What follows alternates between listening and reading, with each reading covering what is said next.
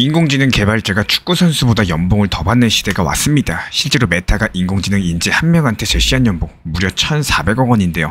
호날두나 메시 같은 슈퍼스타 연봉보다도 상당히 많은 금액이에요. 근데 이게 단순하게 잘 나가는 개발자 얘기구나 이러고 넘어갈 일이 아니겠죠. 지금 이 사건 같은 경우는 디지털 패권 전쟁의 판 자체가 완벽하게 바뀌고 있다는 신호일 수가 있습니다. 기술력, 돈, 권력까지도 전부 다 걸려있는 전면전이라는 거죠.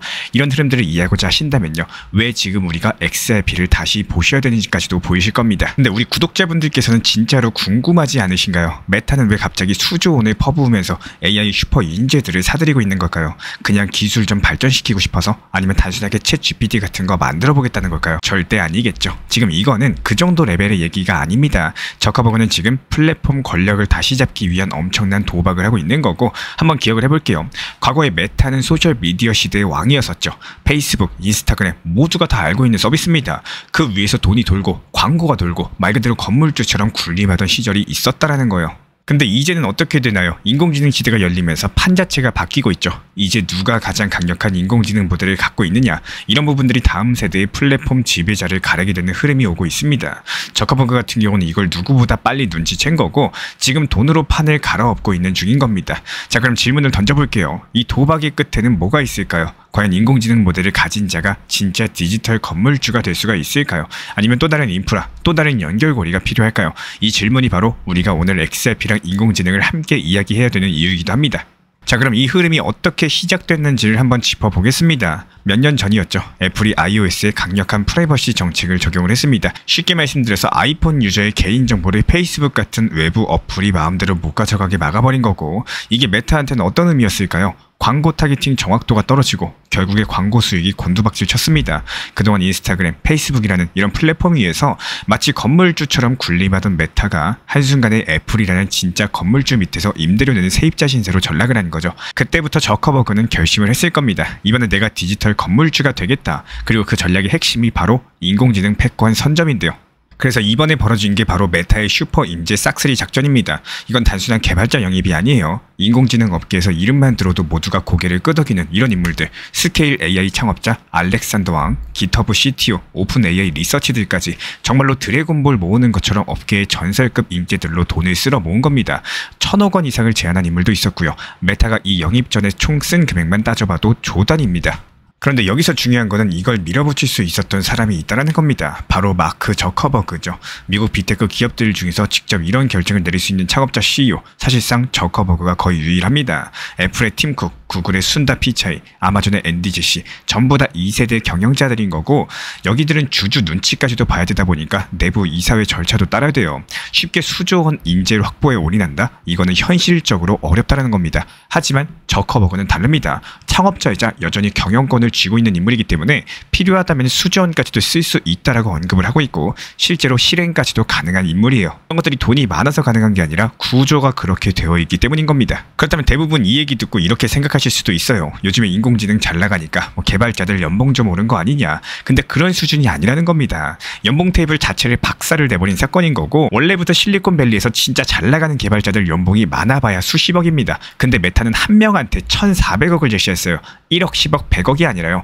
1,400억을 한 명한테 준다는 겁니다. 이건 돈을 더 준다 수준이 아니죠. 시장에 있던 연봉 기준표 자체를 그냥 무의미하게 만든 사건인 거고, 어떤 기업이 직원 한 명한테 1,400억이라는 연봉을 1년에 줄 수가 있을까요? 그러니까 개발자들 사이에선 지금 이 얘기가 완벽하게 화제가 되고 있는 겁니다.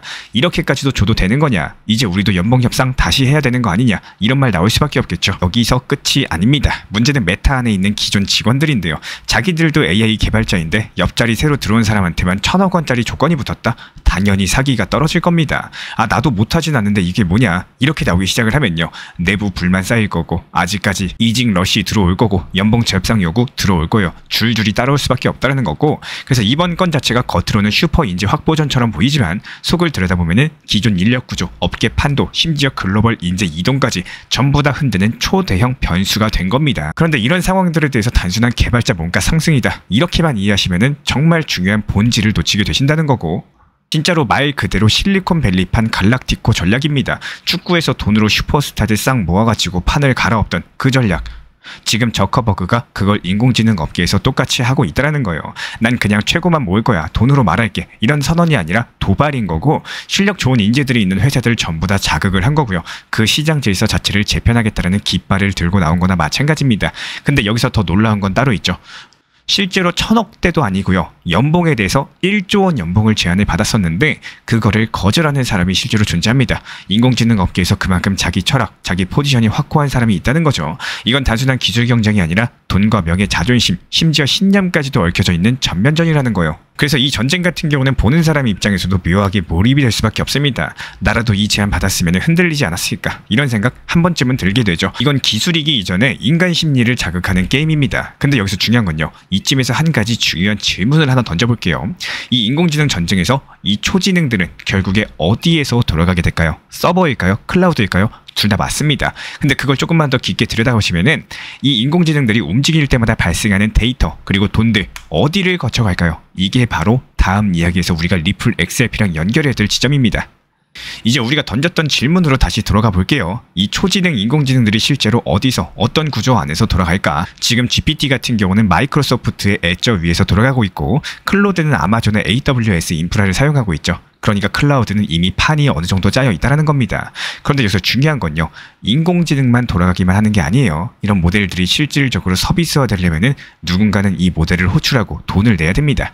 예를 들어 가지고 사람이 질문을 하면은 인공지능이 답을 하죠. 이때 내부에서는 수십 개의 API가 동시에 호출되기도 하고 AI끼리 서로 데이터를 교환을 하기도 합니다. 이게 전부 다 하나하나 요금이 붙는 구조인 거고 근데 문제는 이겁니다. 이런 수천, 수만 건의 API 호출을 시간으로 정산해줄 결제 시스템은 어디에 있냐라는 거예요. 바로 여기서 리플 레저 그리고 RLUSD 같은 스테이블 코인이 주목을 받기 시작을 하는 겁니다. XRP는 원래부터 글로벌 실시간 결제에 최적화된 자산인 거고 느리고 복잡한 은행 시스템을 거치지 않아도 되고요. 중간 수수료도 거의 없고 속도는 평균 3에서 5초 수준이죠. 그리고 RLUSD는 리플이 준비 중에 있는 규제 기반 스테이블 코인인데요. 이미 미국 은행 커스터디에 들어갔고 온체인상에서 실시간 정산 가능한 구조로서 설계가 되고 있습니다. 즉 앞으로 AI가 세상을 바꿔갈수록 그 뒤에서 수면 아래에서 돈을 처리하는 인프라가 더 중요해질 텐데요. 그 자리를 XRP랑 RLUSD가 노리고 있다는 겁니다. 이걸 단순한 코인 가격 관점이 아니라 기술과 구조, 플랫폼 인프라의 흐름으로 봤을 때 XRP가 왜 지금 이 시점에서 다시 주목을 받는지 자연스럽게 연결이 된다는 거예요. 그렇다면 이제 한번 정리를 해볼게요. 이거는 그냥 인공지능이 발전한다, 챗GPT가 똑똑해졌다 이런 단순한 기술 얘기가 아닙니다. 지금 벌어지고 있는 거는 누가 디지털 세계의 기반 인프라를 선점할 것인가 여기에 대한 전면전인 거고 누가 모델을 만들고 누가 데이터를 모으고 그리고 마지막으로 누가 돈을 움직이는 결제 계층을 잡을 것인가 그 끝에는 결국에 인공지능과 블록체인이 연결되는 지점이 있습니다. 이게 바로 인공지능이 앞단에서 작동을 하고요. XRP가 뒷단에서 결제를 처리하는 구조인 거고 우리는 지금 그 시스템이 본격적으로 돌아가기 직전에 서 있는지도 모르겠습니다. XRP의 역할이 아직까지 본격적으로 시작되지도 않았는데요. 우리는 그 구조를 미리 알고 기다릴 수 있는 위치에 있는 거죠.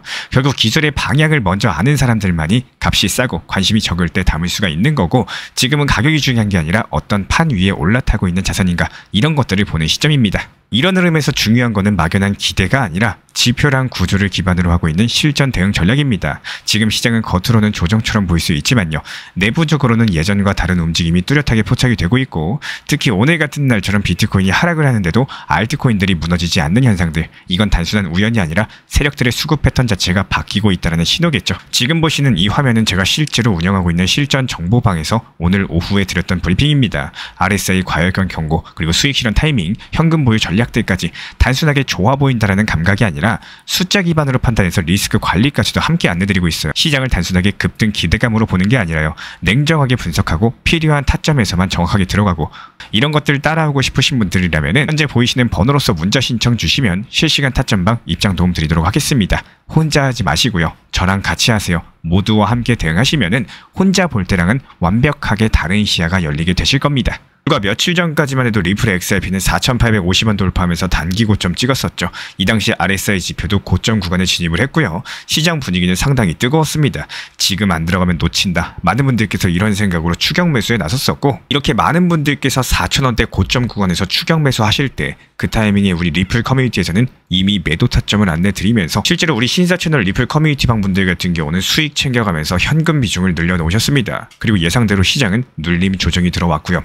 여기 여기까지는 어느 정도 자연스러운 흐름인 거죠. 하지만 문제는 그 다음입니다. 이번 조정이 단순한 눌림에서 끝나는 게 아니라 3천억 원 규모의 선물 포지션이 한꺼번에 청산되는 사태가 터졌죠. 그 영향으로 현재 하락폭이 급격하게 커졌고 시장 전체가 갑작스럽게 공포 장세로 전환이 되더라는 거예요.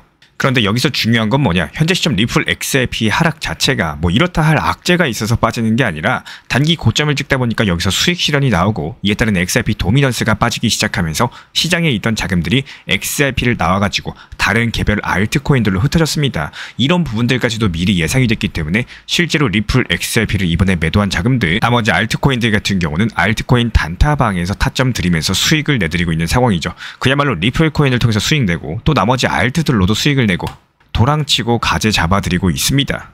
리플 커뮤니티방 그리고 알트코인 타점방에 입장하고 싶으신 구독자분들께서는 현재 보이시는 번호로서 문자 신청만 주시면은 실시간으로 정보 받아보실 수 있고요. 리플 XRP 투자에 있어서 이제는 투트랙 전략이 반드시 필요해지고 있습니다. 무턱대고 몰빵하거나 반대로 또 손 놓고 기다리는 시대는 끝났어요. 첫 번째 트랙은 매달 분할 매수하시면서 시장이 빠지든 말든 일정 비중으로서 리플을 꾸준히 모아 나가시는 겁니다. 이거는 시간과 리스크를 분산할 수 있는 가장 효율적인 전략인 거고, 그리고 두 번째 트랙은 남은 현금 비중으로 알트코인 단타로서 굴려나갑니다. 수익이 나면은 그거를 다시 리플에 재투자하시면 되는 거고, 이게 바로 수익을 만드는 순환 매수 전략이 되실 거예요. 그런데 여기서 중요한 거는 단타 하실 때 조심하셔야 되는 거예요. 단타 매매 중독되면 끝장입니다. 이 매매 중독을 절대 조심하셔야 되는 거고, 예를 들어 가지고 시장이 과열인데도 지금 아니면 기회가 없다, 이런 조급한 생각에 RSI 지표가 이미 고점인데도 불안해서 또 들어가고 결국에 수익은커녕 손실만 쌓이게 되실 겁니다. 그래서 저희 채널 차원에서는 한 가지 원칙이 있습니다. 확률이 높은 날만 진입을 하세요. 그리고 시장 전체가 과매도 구간일 때,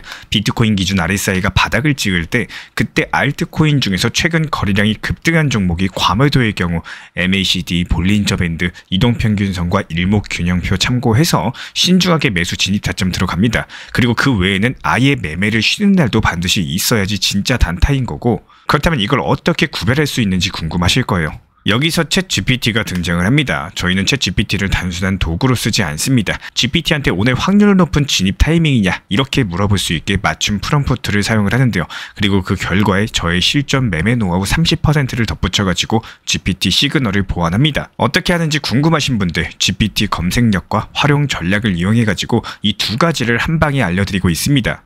현재 보이시는 번호로서 리플 단타라고 문자 남겨주세요. 지금 이 영상 보신 분들에게만 오픈합니다. 그냥 GPT 쓰는 법이 아니라 투자로 연결되는 GPT 사용법 지금 바로 알려드리도록 하겠습니다. 제가 안내해드리고 있는 코인 신사 채널 멤버십 전용방에 대해서 짧게 설명드려 보도록 하겠습니다. 리플, 암호화폐 시장에 대한 중요한 이슈, 그리고 브리핑이나 시장의 흐름에 대한 전문적인 분석 내용 설명과 함께 차트상의 기술적 분석, 온체인 지표와 투자 심리에 대한 내용들을 같이 안내 도움드리고 있고, 가장 중요한 투자 심리를 컨트롤하기 위해서 포트폴리오의 구성에 대한 노하우, 투자 심리 컨트롤에 대한 내용도 같이 안내드리고 있습니다. 코인 신사 스터디 멤버십 가입하신 분들께서는 아래 번호 혹은 신청 링크 통해서 남겨주시면 제가 연락드리고 있고, 안내 설명과 함께 신사 채널 리플 전용 멤버십 방에도 입장 안내 설명드리고 있습니다.